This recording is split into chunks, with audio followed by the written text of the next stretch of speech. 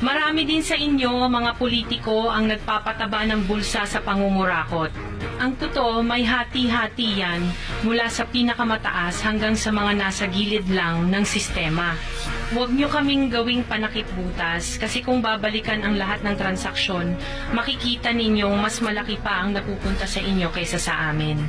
Lahat tayo alam ang laro, pero pag nahuhuli, kami lang ang tinuturo at pinarurusahan. Ipakita sa publiko na malinis kayo dahil sa bawat proyekto may kapalit na porsyento para sa inyong mga opisina.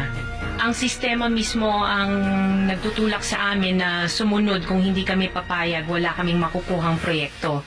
Pero sa likod niyan, kayo rin ang pinakaunang nagdidikta kung magkano ang dapat itabi para sa inyo. Kaya kung talagang seryoso kayong mag-imbestiga, wag lang kami.